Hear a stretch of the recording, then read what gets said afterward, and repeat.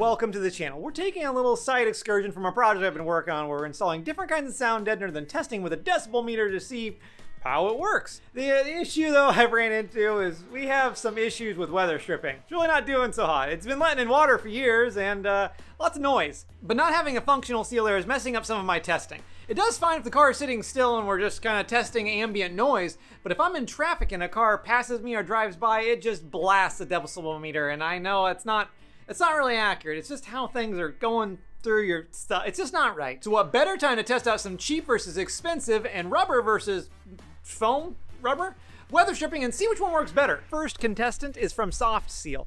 It's actually made out of a firm rubber material and is direct fit for the 63 to 64, the 65, all those years Buick Riviera. Our second contestant is made by Cars.com, I guess, and is a universal cut piece. That the SoftSeal brand is ironically the firmer of the two. It's more of a rubber material. It doesn't have nearly as much give as the Cars version.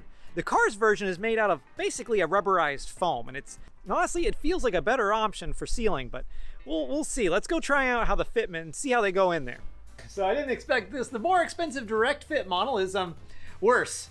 It barely fits in here even when using Windex as a speed lube, and then still got to notch the edges a little bit, and it still wants to tear as it's going up. Not good. Even though it's supposed to be direct fit, it's about an inch short. Story of my life. While I commend SoftSeal for trying to make a direct fit model, yeah, maybe it's just better to leave it a little extra and you have the person cut it off. Well, since the more expensive direct fit SoftSeal one didn't really work out, let's go ahead and try the Universal Cars one. And all right, not off to a great start. Honestly, this situation is just like the Three Little Pigs bear porridge situation. The first bear porridge is just way too tight. The third bear porridge is just way too slutty and loose. I need the perfect amount of sexual tension on these guys to just make it so I don't need to do anything special. Unfortunately, since my options are too tight to be installed or too loose to be effective, I'm gonna default back to too loose to be effective for 200 Alex, the daily double, I guess.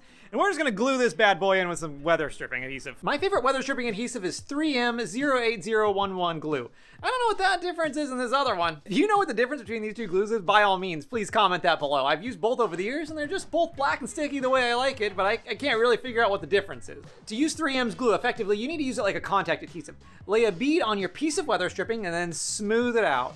Go ahead and then lay a bead on your part and smooth it out or do whatever the best you can, and it's probably gonna work out. Let the glue mellow yellow for just a few minutes so it can get tacky and ready to, give it to each other.